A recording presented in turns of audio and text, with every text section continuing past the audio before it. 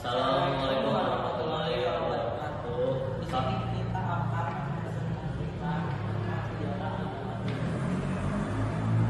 Ya, perkenalkan nama saya Negara Depok. Nama saya Jaka. Baik, dan selanjutnya akan dibacakan oleh saya.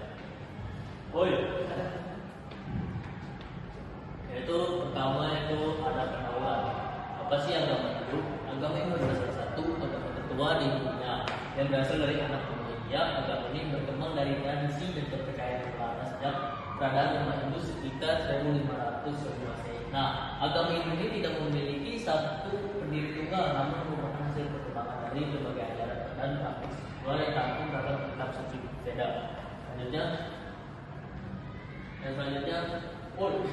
Selanjutnya yaitu ada asal usul. Nah, asal usul agama Hindu di dunia dimulai dari masuknya bangsa Arya ke India sejak tahun 1500 sebelum Masehi. Masuknya bangsa Arya ke India membawa perubahan yang sangat besar dalam kehidupan masyarakat India. Perubahan tersebut terjadi karena bangsa Arya mengadakan integrasi kebudayaan dengan bangsa Dravida dan selanjutnya integrasi ini melahirkan agama Hindu yang selanjutnya akan dilahirkan oleh Hindu. Bangsa Arya mulai menulis kitab-kitab suci Weda. Kitab suci ini dituliskan dalam 4 bagian, seperti Rig Weda, Samaweda, Yajurveda, dan Atharva Weda.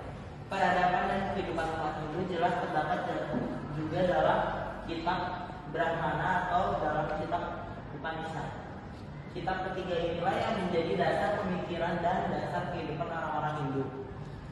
Asal usul agama Hindu ditindaklanjuti dengan adanya perubahan cara kehidupan di India. Cara kehidupan masyarakat tersebut dibedakan atas 4 kasta di antara.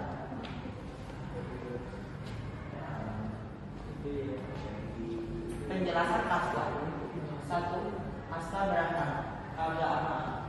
Kasta ini terdiri dari golongan pendeta agung yang mengabdikan diri pada pendidikan dan spiritual. Mereka yang termasuk pada golongan ini adalah para guru, rohaniawan, pendeta, dan suliki atau orang yang berpikir dan bertindak suci. 2. Kasta Ksatria, pemerintahan.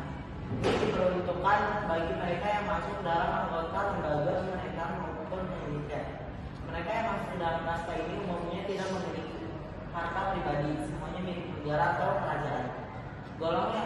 Golongan yang masuk dalam kasta Ksatria adalah presiden, raja, menteri, dan tentara.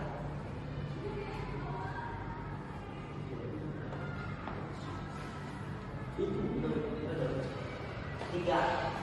Kasta Pasir, perdagangan dan pertanian. Terdiri dari golongan pekerjaan atau pedagang dan mempunyai harta sendiri. Selain pedagang, masyarakat juga yang masuk ke dalam kasta Waisya, yaitu nelayan, petani, dan lainnya sebagainya. Kasta Sudra, pekerja bawah. Terakhir ada kasta Sudra yang terdiri dari rakyat biasa yang tidak memiliki gelar kebangsawan. Ciri khas karena yang digunakan dalam kasta ini adalah Putu, Made, Ade, Wayer, Menakoman, Nyoman, dan Hidup.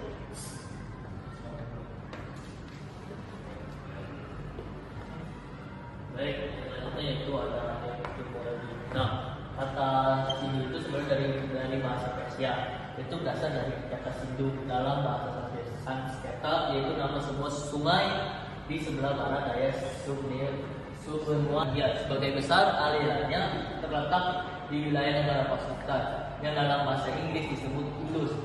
Nah, jadi menurut Gavenford, pada mulai istilah Hindu muncul sebagai istilah geografis bangsa Persia untuk menyebut suku bangsa yang tinggal di seberang sungai Sindhu.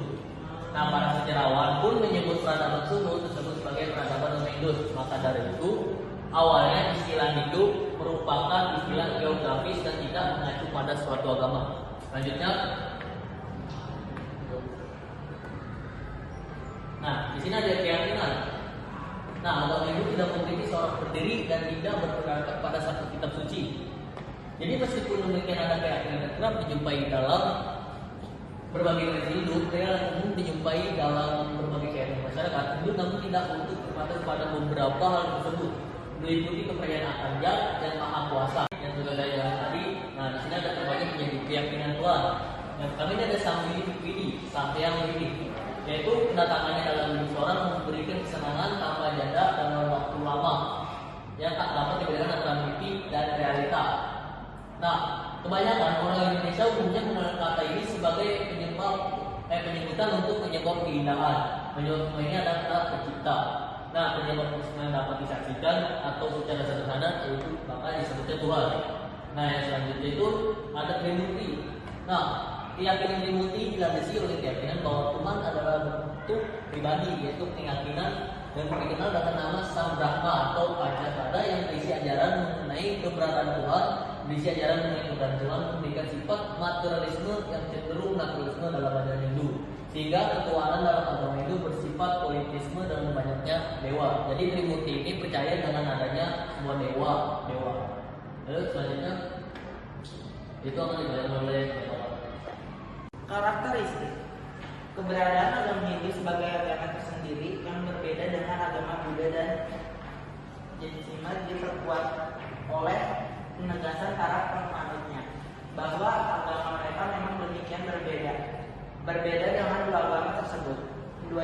Hinduisme bersifat lebih teistik sebagian besar, dan aliran Hinduisme meyakini suatu pengatur alam semesta dasar bagi segala fenomena di dunia yang memmanifestasikan diri dalam berbagai wujud yang disebut dengan berbagai nama seperti Islam. Akar Hinduisme sejak minat akan Indologi dan studi Hindu bertumbuh. Sejarah dan pangkal agama Hindu telah menjadi perdebatan para sejarawan di dunia barat.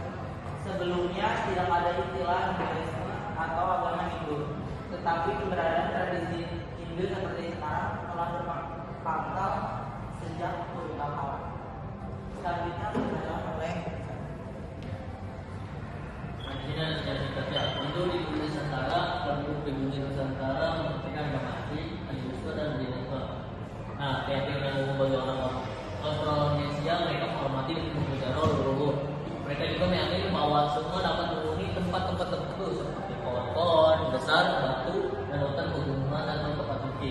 Nah, yang selanjutnya kesimpulan yaitu agama ini merupakan salah satu agama tertua di dunia yang berkembang dan dari tradisi dan ajaran yang berasal dari kuno di akhir dunia. Nah, keberagaman yang tetapi pendidikan agama Hindu yang fleksibel dan terus berkembang sesuai dengan perubahan zaman.